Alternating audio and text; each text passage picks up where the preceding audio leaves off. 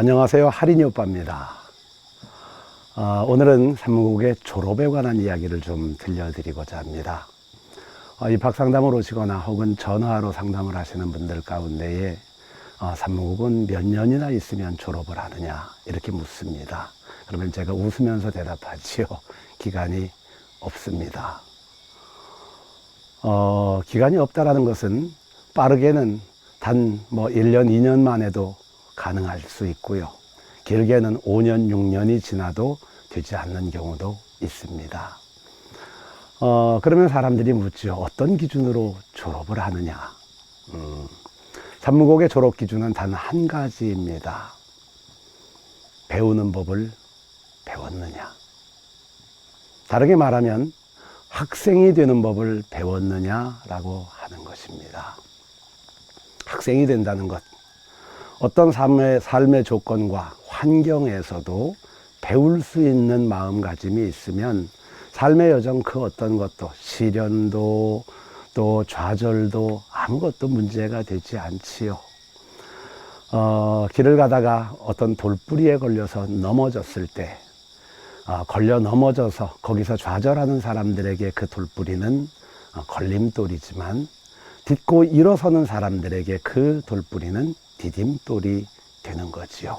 딛고 일어서는 법을 알았는가? 곧 삶에서 어떤 경험을 하든 그 경험을 통하여 내가 누구인지를 자각하고 내가 어디로 가는지를 언제나 기억해낼 수 있다라면 그러면 산무국에서는 이제 준비가 됐다. 너는 이제 비로소 학생이 될 준비가 됐구나. 이렇게 해서 졸업 준비에 들어가게 합니다.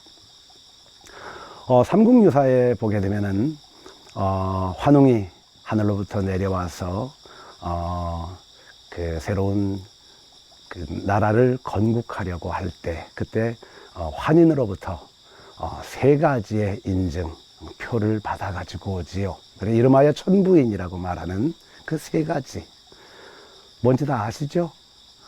청동거울, 그리고 청동방울, 청동검. 저는 졸업을 하는 아이들에게 이 3가지의 이야기를 들려줍니다. 산무국의 졸업 이야기는 또 할 기회가 있겠습니다만 산무국은 몇 년 묵었다고 졸업시키는 게 아니고요. 그 다음에 한꺼번에 여러 명을 졸업시키지 않고 한 명을 위한 졸업식을 합니다. 그래서 산무국의 교육과정은 수시 입학, 수시 졸업이 되는 거지요. 졸업을 하는 아이에게 저는 이 3가지를 묻습니다. 너는 청동 거울을 얻었는가? 청동 방울을 얻었는가? 청동 검을 얻었는가? 청동 거울, 이것은 무엇일까요? 모든 순간 자신을 비춰볼 수 있는 거울을 갖게 됐는가? 곧 달리 얘기하면 내가 누구인지 알았는가? 세상에 하나뿐인 나로 사는 법, 남과 나를 비교하지 않고 남과 내가 경쟁하지 않아도 되는 세상에 하나밖에 없는 나로서의 삶을 만났는가 라고 하는 것이 졸업의 첫 번째 조건입니다. 그리고 두 번째 조건은 청동방울입니다. 청동방울, 방울은 사람을 깨우는 거지요. 잠든 영혼을 깨우는 도구지요. 방울. 우리는 그것을 예술이라고 말합니다. 곧 세상에 하나뿐인 나로서의 삶을 자각하고 자기만의 언어로 세상과 소통할 수 있는가? 자기만의 언어를 얻었는가? 라고 하는 것입니다. 곧 뭐 할 거야? 뭐 해먹고 살 거야? 라는 이야기입니다. 그것이 단순히 밥벌이의 도구가 아니라 세상을 깨우고 나를 깨우는 자기만의 언어, 도구를 가졌는가? 라고 하는 것이지요. 헤이리에 있는 산무국 어린이 마을에 이런 문구를 제가 써붙였었습니다. 세상에 하나뿐인 나로 사는 사람은 밥 먹는 것도 예술이고 노는 것도 예술이고 웃는 것도 우는 것도 그리고 똥 누는 것도 예술입니다. 문장이 멋있지 않습니까? 여기저기 베껴서 좀 붙여 놓으시면 좋겠습니다. 세상에 하나뿐인 나로서의 자각이 일어났는가? 그리고 그 자각을 통하여 세상과 소통할 자기만의 언어, 남의 언어를 빌려서 말하는 것이 아니라 자기만의 언어를 가졌는가? 그리고 마지막으로 청동검을 얻었는가라고 하는 것입니다. 검. 그것은 때로 전쟁터에서는 사람을 죽이는 무기가 되기도 하고, 제사 때에는 제물을 바치기 위하여 제물의 심장을 찌르는 도구가 되기도 하지요. 일본의 불교 철학자 사상가인 마에다 슈이치는 이렇게 얘기하지요. 나는 내 스승 아케가라수 하야를 만나는 순간 나는 앉은 자리에서 죽었다. 좌탈이라고 하는 말을 사용합니다. 우리는 쉽게 꼰대가 됩니다. 남들보다 좀 많은 것을 가졌다고, 남들보다 조금 높은 지위를 얻었다고, 그리고 남들보다 조금 많은 학식을 쌓았다고 사람들을 가르치려고 들지요. 배우려 하지 않고 가르치려 드는 사람, 우리는 그런 사람들을 꼰대라고 부릅니다. 꼰대는 나이가 많고 적음의 문제가 아닙니다. 요즘 보니까 나이 든 꼰대보다 나이 들지 않은 어린 꼰대들이 참 많더라고요. 기분 나쁘다고요. 죄송합니다. 저도 꼰대가 되지 않기 위해서 참 열심히 노력합니다. 그래서 저는 마음에 품은 것이 죽는 그 순간까지 배우는 학생의 길을 가겠노라, 이렇게 선언하고 늘 아침마다 그 명제를 가슴에 새깁니다.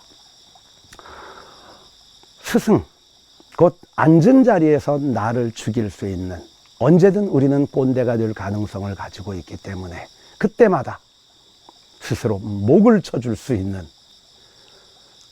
스스로 고정관념에 사로잡히고 그리고 이래야만 돼라고 하는 자기 틀 안에 갇히려고 할 때마다 자신의 목을 쳐서 처음 자리, 곧 배우는 자리, 학생의 자리로 우리를 되돌려 놓는 분, 곧 스승이라고 부르는 분이지요.